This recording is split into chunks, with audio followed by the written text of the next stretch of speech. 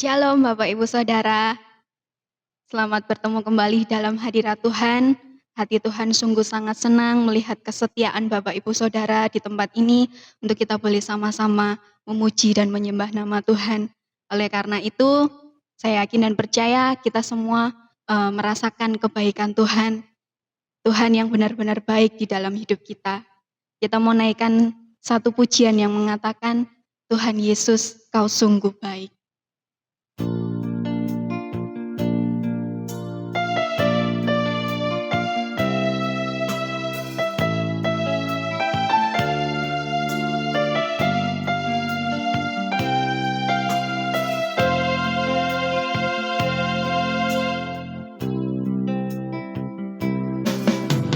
Yesus, Kau sungguh baik.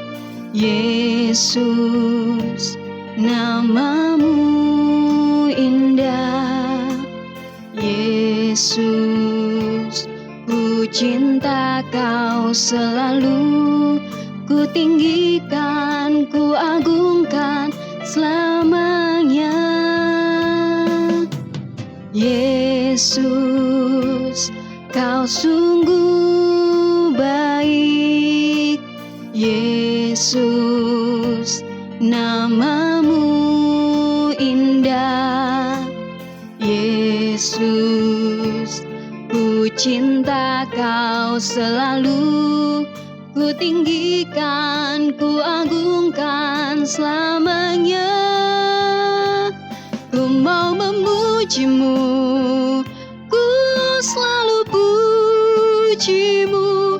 Ku mau menyembah-Mu, ku selalu sembah-Mu. Kau yang layak terima semua pujian, kemuliaan hanya bagi Tuhan. Naikkan pujian ini sekali lagi, katakan, Yesus Kau sungguh baik. Yesus, Kau sungguh baik. Yesus, nama-Mu indah. Yesus, ku cinta Kau selalu. Ku tinggikan, ku agungkan selamanya. Yesus, Kau sungguh baik. Yesus, nama-Mu indah. Yesus, ku cinta Kau selalu. Ku tinggikan, ku agungkan selamanya. Ku mau memuji-Mu, ku selalu puji-Mu. Ku mau menyembah-Mu, ku selalu sembah-Mu. Kau yang layak terima semua pujian, kemuliaan hanya bagi Tuhan. Ku mau memuji-Mu, ku mau memuji-Mu, ku selalu puji-Mu. Ku mau menyembah-Mu, ku selalu sembah-Mu. Kau yang layak terima semua pujian, kemuliaan hanya bagi Tuhan. Kau yang layak, Kau yang layak terima semua pujian, kemuliaan hanya bagi Tuhan. Mari kita satu dalam doa. Tuhan Yesus yang baik, kami bersyukur Tuhan untuk hari ini kami boleh bersama-sama bersyukur, naikkan ucapan syukur di hadapan-Mu. Biarlah Tuhan, Kau boleh tolong setiap kami, kuduskan, sucikan kami, supaya kami boleh layak untuk memuji nama-Mu. Kiranya Tuhan melalui setiap pujian dan penyembahan, Engkau boleh disenangkan Tuhan. Terima kasih Bapa, kami siap Tuhan untuk memuji nama-Mu. Hanya di dalam nama Tuhan Yesus kami berdoa. Haleluya. Amin. Allah kita dahsyat, Allah kita hidup, Allah kita bangkit. Amin. Haleluya. Dia yang naik ke surga menyediakan tempat untuk setiap kita. Oleh karena itu kita mau naikkan sama-sama pujian. Yesus hidup, Dia bangkit.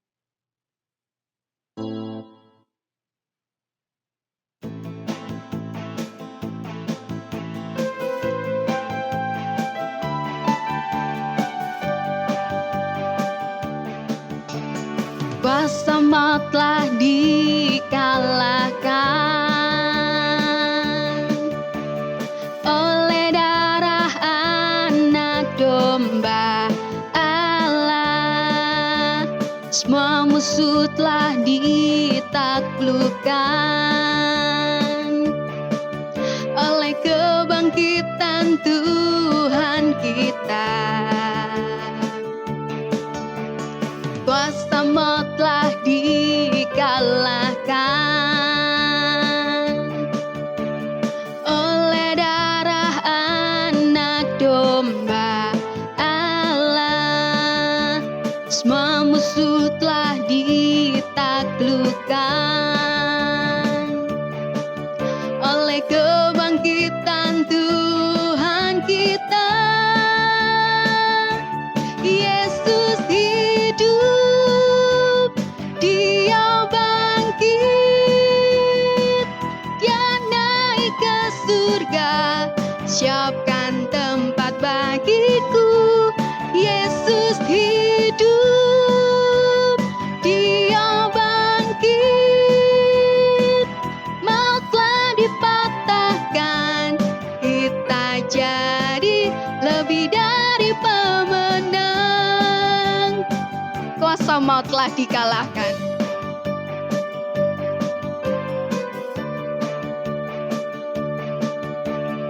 Oleh darah anak domba Allah. Semua musuh telah ditaklukkan oleh kebangkitan Tuhan kita. Kuasa maut telah dikalahkan oleh darah anak domba Allah. Semua musuh telah ditaklukkan oleh kebangkitan Tuhan kita. Yesus hidup, Dia bangkit, Dia naik ke surga, siapkan tempat bagiku. Yesus hidup, Dia bangkit, maut telah dipatahkan, kita jadi lebih dari pemenang. Yesus hidup, Yesus hidup, Dia bangkit, Dia naik ke surga, siapkan tempat bagiku. Yesus hidup, Dia bangkit, maut telah dipatahkan, kita jadi lebih dari pemenang. Haleluya, haleluya, kibarkanlah panjingnya, Yesus Raja segala raja. Haleluya, bangkitlah gerejanya, kita lebih dari pemenang. Lebih dari pemenang, lebih dari pemenang dalam segala perkara. Iblis telah dikalahkan oleh kuasa darahnya. Jika Allah di pihak kita, siapa dapat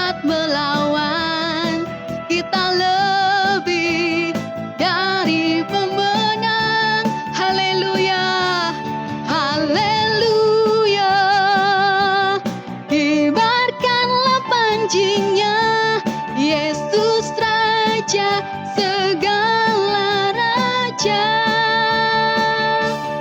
Haleluya, bangkitlah gerejanya, kita lebih dari pemenang. Haleluya, haleluya, kibarkanlah panjinya, Yesus Raja segala raja.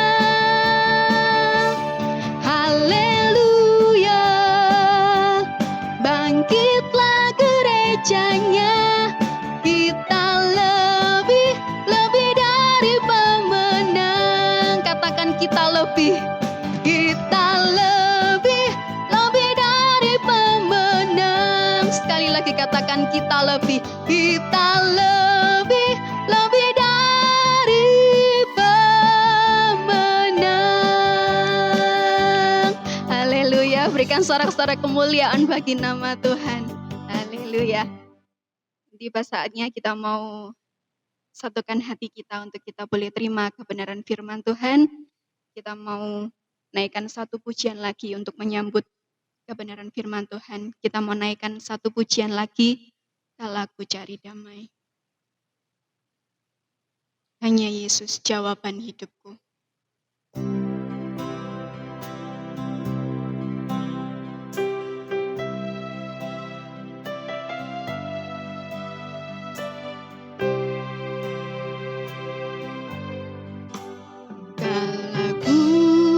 Cari damai, hanya ku dapat dalam Yesus. Kala ku cari ketenangan, hanya ku temui di dalam Yesus. Tak satu pun dapat menghiburku, tak seorang pun dapat menolongku. Hanya Yesus jawaban hidupku. Kala ku cari damai, kala ku cari damai, hanya ku dapat dalam Yesus. Kala ku cari ketenangan, hanya ku temui di dalam Yesus. Tak satu pun dapat menghiburku, tak seorang pun dapat menolongku. Hanya Yesus jawaban hidupku. Bersama Dia hatiku damai, walau dalam lembah kekelaman. Bersama Dia hatiku tenang, walau hidup penuh tantangan. Tak satu pun dapat menghiburku, tak seorang pun dapat menolongku. Hanya Yesus jawaban hidupku. Naikkan pujian ini sekali lagi. Haleluya. Hanya ku dapat dalam Yesus. Kala ku cari ketenangan, hanya ku temui di dalam Yesus. Tak satu pun dapat menghiburku, tak seorang pun dapat menolongku. Hanya Yesus jawaban hidupku. Kala ku cari damai, kala ku cari damai, hanya ku dapat dalam Yesus. Kala ku cari ketenangan, hanya ku temui di dalam Yesus. Tak satu pun dapat menghiburku, tak seorang pun dapat menolongku.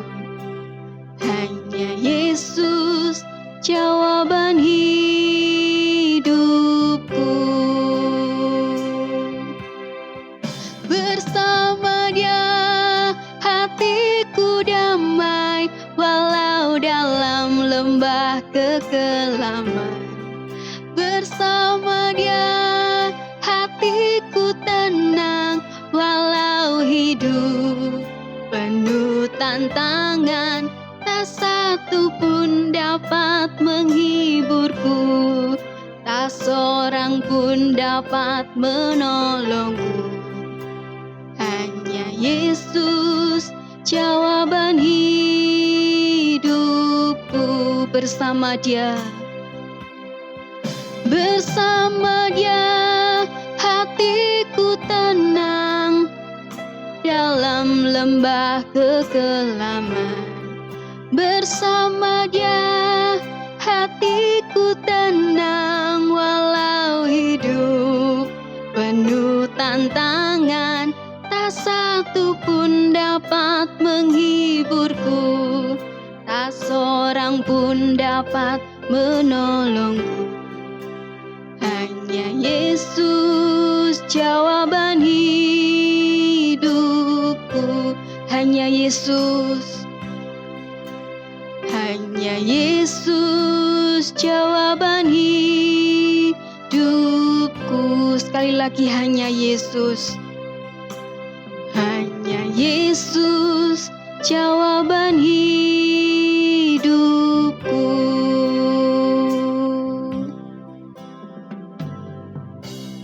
Kami percaya Tuhan, kami menerima lawatan-Mu Bapa. Kiranya Tuhan, kami bersyukur untuk hari ini. Kiranya Tuhan, Kau boleh tolong untuk hamba-Mu yang sudah Kau persiapkan dalam menyampaikan isi hati-Mu Tuhan. Dan kiranya Tuhan, kami berdoa, kiranya Engkau boleh tolong setiap kami untuk kami boleh mengerti dan kami mau melakukan di dalam hidup kami sesuai dengan kebenaran firman-Mu. Terima kasih Tuhan, hati kami siap untuk kami menerimanya. Di dalam nama Tuhan Yesus kami berdoa. Amin. Shalom Bapak Ibu, Saudara-saudari kekasih Kristus, senang kita bisa berjumpa kembali. Kita akan bersama-sama merenungkan satu bagian firman Tuhan yang terambil dari Mazmur pasal 56 ayat yang keempat dan yang kelima. Saya akan membacakannya untuk kita. Waktu aku takut, aku ini percaya kepadamu, kepada Allah yang firman-Nya kupuji. Kepada Allah aku percaya, aku tidak takut. Apakah yang dapat dilakukan manusia terhadap aku? Berbahagialah setiap kita yang membaca, merenungkan, dan melakukan firman Tuhan dalam hidup yang sehari-hari. Bapak, Ibu, Saudara-saudari kekasih Kristus, anak saya yang paling kecil waktu dia berumur 12 tahun, dia meminta supaya bisa diajak memancing di sebuah tempat. Karena itu kerinduan dia sudah begitu lama. Akhirnya saya dengan istri mengalokasikan waktu dan kami bertiga pergi berangkat ke tempat pemancingan. Pada saat kami sampai di tempat itu, kami harus ke kantor dan kemudian lewat ada proses-proses tertentu yang harus kami sepakati. Maka saat di kantor itu dijelaskanlah kepada kami bahwa kami harus sewa alat pancing. Alat pancing itu seharga 300.000, kalau itu dipakai dan kemudian rusak, maka kami harus menggantinya dengan angka seperti itu. Lalu kemudian di pancing itu ada kumparan senar. Dan dijelaskan kalau kumparan itu juga rusak, maka kami harus menggantinya dengan biaya 300.000. Maka total kalau dua-duanya itu rusak, maka kami harus membayarnya 600.000. Anak saya yang umur 12 tahun itu mendengarkannya dengan baik semua penjelasan itu. Lalu kemudian dijelaskan bahwa di kolam itu ada ikan yang kecil, tapi ada ikan yang beratnya bisa 10 kilo, 20 kilo sampai 30 kilo katanya. Dan anak saya memperhatikan itu, maka selesai proses itu saya tanda tangan, saya membayar, dan kemudian kami pergi ke tempat pemancingan. Nah, sampai di tempat pemancingan, beberapa menit berjalan, saya melihat anak saya ini tidak memiliki antusias yang seperti saya harapkan. Karena dia yang meminta, tetapi setelah di tempat pemancingan itu dia tidak menunjukkan sebuah antusiasme. Dan kemudian maka disitulah kami memancing selama hampir kurang lebih 2 jam berjalan. Ternyata tidak ada seekor ikan pun yang kami dapat. Lalu istri saya bertanya kepada kami, apakah masih mau lanjut? Karena memang waktu yang tersisa itu masih sekitar 2 jam. Lalu anak saya yang paling kecil itu menyahut lalu mengatakan, enggak wes, kita pulang aja, kita pulang aja. Lalu saya bertanya kepadanya, loh kok mau pulang? Kenapa? Enggak wes, pulang aja, pulang aja. Nah maka kami akhirnya pulang. Dalam berjalan pulang menuju ke kantor itu untuk mengembalikan alat pancing. Lalu saya tanya kepada anak saya, kok kelihatannya kamu senang pulang? Lalu dia katakan, iya senang pulang. Untung tadi waktu kita mancing gak dapat ikan, dia katakan. Coba kalau kita dapat yang 20 kilo, dia bilang. Pasti itu alat pancingnya rusak, Dad. Dan alat kumparannya itu rusak. Dan pasti kita nanti akan bayar 600.000. Dari situ kemudian saya melihat ternyata anak saya itu waktu mendengarkan penjelasan pertama di kantor dan dalam perjalanan menuju ke tempat pemancingan yang tidak terlalu jauh itu hatinya sudah tidak damai. Hatinya penuh dengan kekhawatiran dan itu yang kemudian saya simpulkan. Saya akhirnya tahu kenapa dia tidak antusias waktu memancing. Bapak, Ibu, dan saudara-saudari kekasih Kristus, saya pikir itulah yang juga seringkali bisa muncul dalam kehidupan kita, bukan? Saat ada ketakutan, ada persoalan, ada yang mengkhawatirkan, kita gampang kehilangan damai sejahtera di dalam kehidupan kita. Di dalam bagian firman Tuhan ini yang kita baca pada hari ini, kita melihat di dalam Mazmur 56. Mazmur 56 ini bercerita tentang Daud yang dikejar oleh Saul. Saul pada waktu itu bertekad akan menangkap Daud hidup ataupun mati. Karena memang pada waktu itu Saul menjadi begitu khawatir dan hatinya tidak damai oleh karena ketakutan yang ada di dalam dirinya, jangan-jangan nanti Daud akan mengambil posisinya untuk menjadi seorang raja. Maka Daud pada hari itu berlari terus bersembunyi dari satu tempat ke tempat yang lain dan Daud pun ada di dalam situasi yang juga tidak mudah pada hari itu. Dan pada saat itu Daud dalam persembunyiannya, kalau dia berjumpa dengan orang, dia selalu berharap tidak ada orang yang mengenali dirinya. Dia tidak terlalu senang kalau ada orang mengenali dirinya. Karena memang itu berbahaya bagi Daud. Karena itu bisa disampaikan kepada Saul di mana Daud pada saat itu berada. Dan itu kemudianlah yang terjadi pada saat Raja Akhis, Raja Kota Gat itu mengenali Daud pada suatu ketika. Maka Daud pun menjadi begitu takut. Dia kehilangan damai.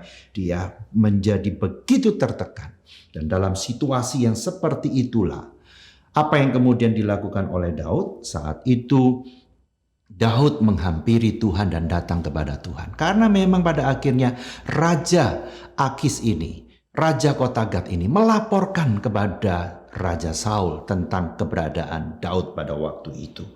Pada saat hati Daud tidak damai, pada saat dia kacau, pada saat dia sangat tertekan, dia katakan dia menghampiri Tuhan. Lalu dia katakan apa? Waktu aku takut, aku ini percaya kepadamu.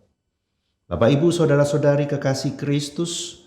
Dan ketika Daud memutuskan menghampiri Tuhan pada hari itu, dia mencoba untuk mengumpulkan kekuatannya yang berserakan ke sana kemari untuk disatukan dengan percaya kepada Kristus, kepada Tuhan pada hari itu. Apa yang kemudian terjadi? Yang terjadi adalah kemudian hidup Daud itu diliputi dengan damai sejahtera yang melampaui segala akal. Extraordinary peace dialami oleh Daud. Kenapa Daud mengalami itu? Karena itu kemudian kita bisa melihat dalam perjalanan hidup Daud ada bukti yang terlihat. Bukti yang pertama adalah Daud memiliki ketabahan. Waktu Daud percaya kepada Tuhan, menyerahkan hidupnya kepada Tuhan, damai itu menguasai dirinya. Ketika damai sejahtera itu menguasai dirinya, yang terjadi, muncullah di dalam diri Daud ketabahan yang luar biasa. Bapak, Ibu, saudara-saudari kekasih Kristus, Daud itu diurapi oleh Nabi Samuel untuk menjadi Raja Israel pada saat dia berumur 13-14 tahun. Tetapi kemudian yang terjadi, penggenapan Daud menjadi raja Israel itu membutuhkan waktu 16 sampai 17 tahun kemudian, pada saat Daud berumur 30 tahun. Dalam kurun waktu 16-17 tahun itu, hidup Daud tidaklah mudah. Tahun-tahun yang dia alami adalah tahun-tahun yang penuh dengan penderitaan dan tekanan. Dia harus bersembunyi, lari dari satu tempat ke tempat yang lain untuk menghindari Raja Saul pada hari itu. Tetapi damai sejahtera Allah yang melampaui segala akal itu tidak membuat Daud memberontak, tidak menggugat kepada Allah meski janji untuk menjadikannya Raja Israel masih juga belum digenapi, dan itu butuh waktu yang relatif lama. Bapak, Ibu, saudara-saudari kekasih Kristus, damai sejahtera Allah itu membuat Daud memiliki ketabahan yang luar biasa. Saat kita harus menunggu seperti Daud, tentu ini adalah tidak mudah untuk bisa membuat kita selalu bisa tutup mulut dan menjaga hati kita. Menunggu itu sesuatu hal yang tidak mudah. Daud tidak tahu apakah 16-17 tahun. Daud hanya kemudian tahu pada saat umur 30 tahun. Dia kemudian ditahbiskan menjadi Raja Israel. Demikian juga dengan kita. Pada saat kita menunggu sesuatu yang membuat kita tiap-tiap waktu gelisah, itu tidak mudah. Siapa yang bisa bertahan dalam hari-hari menunggu yang kemudian kita tidak tahu kapan itu digenapi, bisa menjaga mulut dan hati kita. Banyak orang ketika menanti sesuatu seringkali mengungkapkan kekecewaannya di media-media sosial. Entah itu di Facebook, entah itu di WA, entah itu di Twitter, entah itu di Instagram dan macam-macam lain sebagainya. Mengungkapkan apa yang ada di dalam dirinya. Bapak, Ibu, dan saudara-saudari kekasih Kristus, tidak demikian dengan Daud. Dia tidak menggugat Allah. Dia tidak mencoba untuk melakukan hal-hal yang tidak berkenan kepada Allah meskipun dia harus menunggu begitu lama. Bapak, Ibu, dan saudara-saudari yang kekasih di dalam Tuhan Yesus Kristus, saat kita berada seperti Daud, maka kita memang diperhadapkan untuk bisa memilih. Memilih seperti Daud atau melakukan sesuatu hal yang jahat. Iblis memang selalu akan datang membisikkan kepada kita di telinga kita, di hati kita dengan kalimat, Tuhan sudah lupa kepada janjinya. Tuhan sudah berubah. Tuhan tidak lagi sayang kepadamu. Kalau kita lebih memilih suara bisikan iblis daripada mau percaya kepada Tuhan, maka kita tidak akan pernah mengalami apa artinya extraordinary peace di dalam kehidupan kita, yang kemudian di dalam peristiwa atau cerita tentang Daud itu melahirkan sebuah ketabahan. Bapak, Ibu, dan saudara-saudari kekasih Kristus, ketika Daud percaya kepada Tuhan di dalam kegelisahannya, dia menerima damai sejahtera itu, maka selain dia menerima ketabahan seperti yang tadi pertama saya sebutkan, yang kedua, di dalam dirinya muncul sebuah ketaatan yang dalam kepada Tuhan. Selama dalam pelarian, Daud itu memiliki kesempatan untuk bisa membunuh Raja Saul sebanyak 2 kali. 2 kali itu adalah kesempatan yang sangat mudah, karena Saul pada waktu itu berada pada posisi yang tidak waspada, ada di dalam kelemahannya. Orang-orang di sekitar Daud menasihati Daud agar segera dia menghabisi Saul pada hari itu. Dan bagi Daud, itu adalah sesuatu hal yang masuk akal. Sebab Daud memang tidak bisa mengerti mengapa Raja Saul yang dibantunya, yang dibelanya itu mati-matian ingin menangkapnya dan ingin membunuhnya.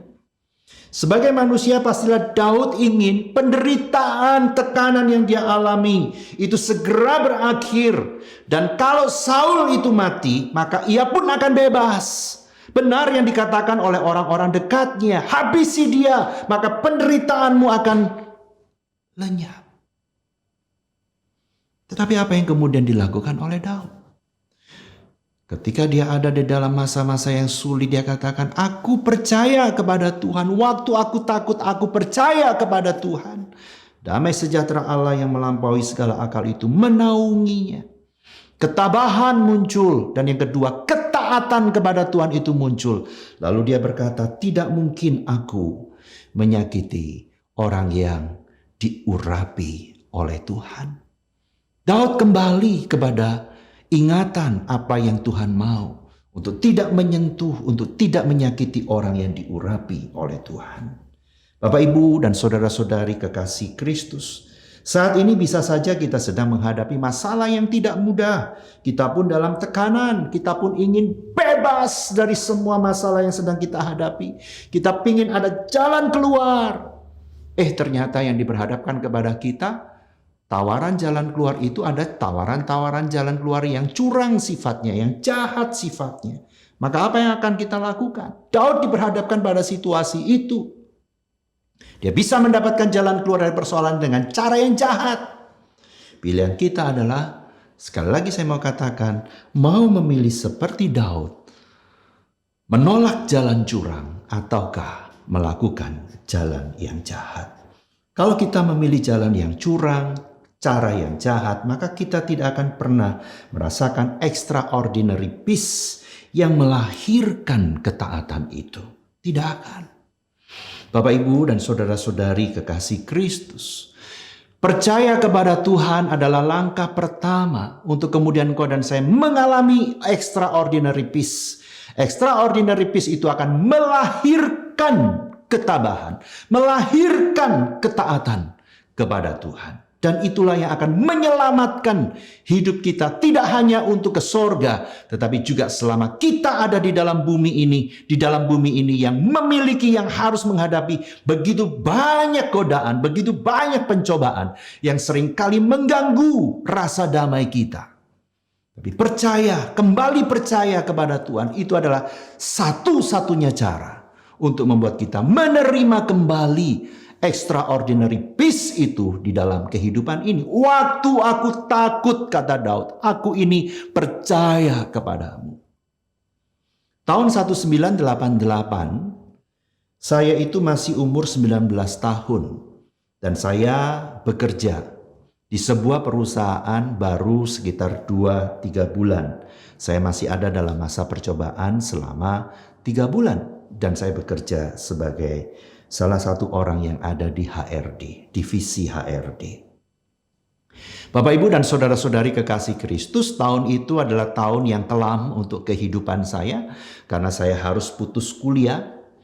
Karena ayah saya tidak mampu lagi membiayai untuk saya bisa terus kuliah. Saya adalah anak pertama yang dari sejak SD tidak lagi tinggal dengan orang tua karena keadaan dan situasi hidup yang tidak gampang secara ekonomi. Papa saya bekerja serabutan. Saya dalam usia 19 tahun itu punya adik yang masih umur 1 tahun. Saya punya 4 adik. Saya bekerja, saya sungguh membutuhkan uang untuk membantu keluarga pada hari itu. Bapak, Ibu, dan saudara-saudari kekasih Kristus, pada hari itu saya mendapatkan tugas dari pimpinan untuk memecat salah satu karyawan. Saya menjadi sangat bingung apa yang harus saya lakukan karena peraturan pada hari itu adalah harus memperhatikan surat peringatan. Dan saya melihat file karyawan ini tidak ada pernah menerima surat peringatan yang pertama sekalipun. Tapi kemudian saya menerima tugas harus memecat orang ini. Saya bingung, saya tidak tahu apa yang harus saya lakukan. Tetapi saya harus melakukannya karena ini adalah tugas. Bayangan saya adalah kalau tidak berhasil saya akan dipecat juga. Karena itu masih dalam masa waktu percobaan 3 bulan. Ketika saya menerima tugas itu, saya mengambil waktu sebentar untuk berdoa. Tuhan, apa yang saya harus lakukan? Saya katakan kepada Tuhan, Tuhan, saya butuh pekerjaan. Saya sungguh-sungguh butuh uang. Tapi kenapa baru bekerja 2 bulan, situasi seperti ini saya harus hadapi? Saya ada kemungkinan akan dipecat kalau tidak berhasil memecat karyawan ini, Tuhan. Tapi saya juga tidak mau berdosa kepada karyawan ini. Apa yang harus saya lakukan? Saya bilang, Tuhan, saya takut kehilangan pekerjaan. Saya takut, Tuhan. Akhirnya dalam waktu yang singkat, Saya memberanikan diri untuk, oke, saya mau percaya kepadamu apapun yang terjadi. Kalau memang harus dipecat, saya percaya Tuhan akan memberikan pekerjaan yang lain. Tapi kalau Tuhan membuat berhasil dengan urusan ini, saya pun percaya Tuhan tetap sebetulnya mau saya bekerja di tempat ini. Terserahlah Tuhan apa yang menjadi kehendak-Mu. Dalam masa gelisahku, aku mau belajar percaya kepadamu. Maka saya pun bertemu dengan sang karyawan ini, Bapak, Ibu, dan saudara-saudari kekasih Tuhan. Saya bertemu, kemudian kami berdua bercakap-cakap, dan cukup lama saya menjadikan dia teman. Maka kami berbicara dari hati ke hati, mulai berceritalah dia tentang keluarga, sampai banyak hal dia bercerita, termasuk juga rasa dia bekerja di perusahaan di mana saya juga bekerja di perusahaan. Saya pada satu titik pembicaraan itu saya tidak pernah tahu dan saya tidak pernah menduga. Si karyawan ini berkata kepada saya, "Pak, sepertinya saya lebih baik mengundurkan diri dari pekerjaan di perusahaan ini. Karena bagi saya itu akan jauh lebih baik." Saudara, saya dalam hati jujur ingin mengatakan, terima kasih Tuhan, karena ini adalah sesuatu hal yang baik, yang terbaik. Walaupun saya sendiri tidak tahu bagaimana dengan hati si karyawan itu. Mengundurkan diri, apakah hatinya memang sepenuhnya senang ataukah apa, saya tidak tahu. Tetapi dari mulutnya itu yang kemudian keluar, saya akan mengundurkan diri. Artinya apa bagi saya? Artinya bagi saya selamat. Saya tidak dipecat karena saya berhasil dalam masa percobaan itu menyelesaikan sebuah kasus yang tidak gampang untuk ukuran saya yang masih umur 19 tahun pada waktu itu. Bapak, Ibu, dan saudara-saudari kekasih Tuhan, waktu ada di dalam tekanan seperti itu, waktu saya belajar untuk mau percaya kepada Tuhan, apapun yang akan terjadi terserahlah. Itu damai memang melingkupi hati saya. Walaupun hasilnya apa, saya belum tahu. Tapi ada extraordinary peace yang menguasai saya pada hari itu. Sehingga itulah yang saya yakini bagaimana Roh Kudus itu memimpin setiap pembicaraan, memimpin setiap kata-kata yang keluar dari mulut saya, memimpin pembicaraan kami berdua, sehingga ada di dalam kekuatan Allah. Dan yang tidak pernah saya duga, itulah keputusannya. Bapak, Ibu, dan saudara-saudari kekasih Tuhan, saat ini apapun yang sedang kau hadapi, kita mungkin diperhadapkan dengan situasi yang tidak mudah. Tapi sebagai orang yang percaya Kristus yang rela mati di atas kayu salib, yang sudah menebus engkau dan saya dengan darah yang mahal, tidak mungkin dia akan meninggalkan kita. Walaupun sewaktu-waktu kita ada dalam situasi yang tidak mudah, diperhadapkan harus mengambil keputusan ini, keputusan itu, dan kita gentar karenanya. Tapi ingatlah Daud, waktu aku takut, aku memilih percaya kepadamu. Dan itulah yang membuatnya damai sejahtera surgawi menaungi, menguasai dirinya. Muncullah di dalam dirinya sebuah ketabahan yang luar biasa. Muncullah di dalam dirinya sebuah ketaatan yang penuh. Dan itu yang membuat akhirnya Daud pun ditahbiskan menjadi Raja Israel pada saat umur 30 tahun. Itulah perjalanan hidupmu dan juga perjalanan hidupku di dunia ini. Milikilah selalu damai yang melampaui akal budi. Damai sorgawi. Caranya, percayalah selalu kepada Tuhan. Dalam ketakutanmu, percayalah kepada Tuhan. Damai itu akan menaungi hidupmu dan hidupku. Itu sebabnya mengapa disebutkan damai sejahtera Allah yang melampaui segala akal akan menaungi hidupmu. Percayalah. Kembali percayalah kepada Kristus. Tidak ada seorang manusia pun yang bisa menggagalkan rencana Tuhan atas hidup kita. Tidak ada benda apapun yang bisa menghalangi kita untuk terus berjalan mengenapi rencana Tuhan. Sebab hanya rencana Tuhan yang harus terjadi di dalam hidupmu, di dalam hidupku. Percayalah, damai sejahtera Allah akan diam dan menguasai hidupmu. Mari kita berdoa. Tuhan, kami bersama-sama datang kepadamu. Kami berdoa kiranya sungguh Engkau boleh membuat kami percaya kepada Tuhan. supaya damai sejahtera surgawi yang melampaui segala akal menguasai hati dan pikiran kami, sehingga di dalam menjalani hidup ini kami punya ketabahan, kami punya ketaatan yang sungguh kepada Tuhan. Kami berdoa untuk PT Coronet, Tuhan berkati perusahaan ini supaya selalu ada dalam pertolongan, dalam anugerah Tuhan. Semua orang yang mengasihi Tuhan yang terhimpun di dalam perusahaan ini, Tuhan berkati lewat semua mereka. Tuhan boleh menolong perusahaan ini boleh berjalan dengan baik. Doa kami untuk Pak Antoni sebagai Direktur Utama, Tuhan berkati. Untuk Pak Syos sebagai Direktur Operasional, Tuhan juga boleh memberikan kekuatan dan hikmat atas mereka. Kesehatan mereka terpeliharakan, iman mereka juga boleh Tuhan tumbuhkan. Kami berdoa ya Tuhan, kiranya anugerah-Mu juga melimpah atas bangsa dan negara kami dalam pergumulan dan kesusahannya. Anugerah-Mu terus melimpah, kekuatan yang dari Tuhan terus mengalir kepada bangsa, negara ini untuk bisa melewati masa-masa sulit dalam pandemi ini. Terima kasih banyak untuk anugerah-Mu. Sungguh kami berdoa kiranya Tuhan boleh memberkati kami. Bapa di surga, sebentar kami akan berpisah satu dengan yang lain. Sungguh kami memohon sekali lagi, kiranya damai sejahtera surgawi yang melampaui segala akal, pemeliharaan, kasih setia dari Tuhan Yesus Kristus, pertolongan kekuatan dari Allah Roh Kudus, menyertai semua kami dari sejak hari ini sampai selama-lamanya. Amin. Puji nama Tuhan, kita sudah mendengarkan firman Tuhan. Terima kasih untuk hamba-Nya yang sudah sampaikan kebenaran firman Tuhan. Biarlah firman itu boleh menjadi rema buat setiap kita.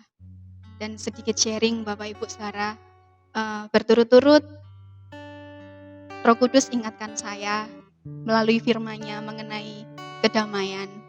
Berbagai ayat saya terima, itu juga berbicara tentang damai sejahtera, tentang kedamaian. Dan puji nama Tuhan, kalau hari ini saya bisa melayani di PD Immanuel PT Coronet Kron, itu juga semua karena kemurahan Tuhan. Saya yakin dan percaya bahwa itu semua bukan suatu kebetulan. Ketika Tuhan bisa berbicara melalui apapun, tergantung kita mau meresponinya, kita tangkap dengan iman atau kita mau malah menolak kehadirannya. Di dalam Filipi 4 ayat 6 sampai 9 dikatakan bahwa ketika engkau khawatir, datang sama Tuhan, nyatakan doa dan ucapan syukur. Saya belajar untuk bisa berdamai dengan keadaan dan saya belajar mengontrol diri sendiri. Ketika saya mulai khawatir dengan apa yang saya alami hari-hari ini, bahkan pergumulan yang membuat saya undur daripadanya. Akan tetapi, kasih Tuhan yang begitu besar, yang menarik saya kembali untuk saya tetap percaya kepada Tuhan, dan terus berharap kepadanya.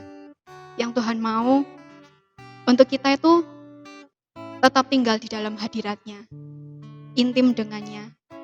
Maka, kita akan terima ketenangan, kita akan terima tuntunan demi tuntunan, bahkan sukacita dan damai sejahtera yang melampaui segala akal akan memelihara hati dan pikiran kita.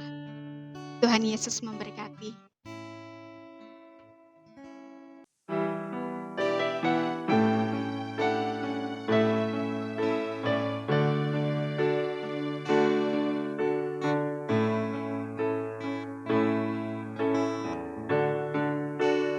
Ketika ku khawatir,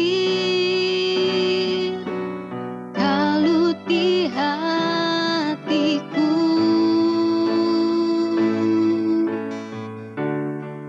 ku datang padamu, nyatakan doa dan ucapan syukur.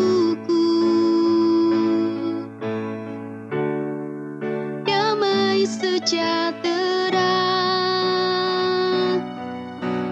yang melampaui segala akal akan memelihara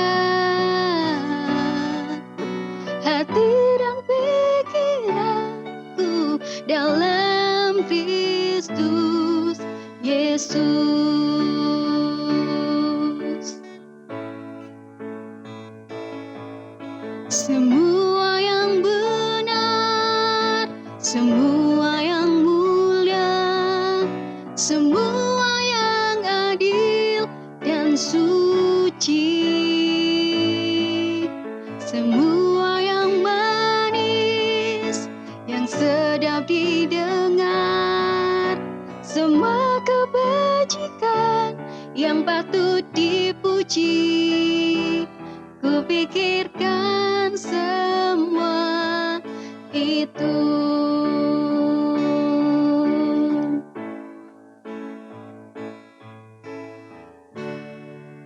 Damai sejahtera yang melampaui segala akal akan memelihara hati dan pikiranku dalam Kristus Yesus.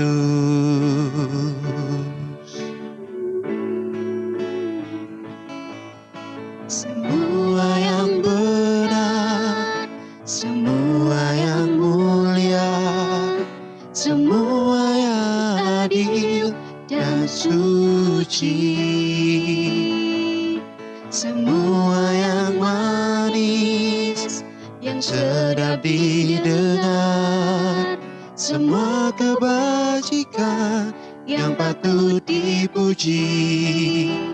Kupikirkan semua itu.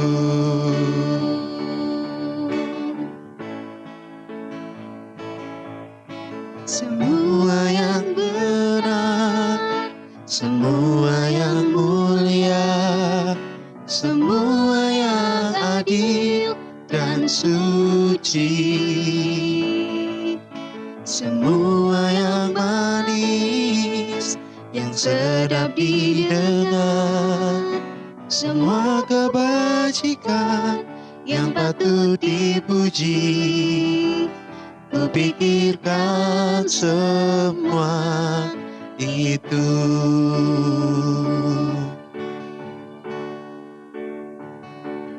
Kupikirkan semua itu.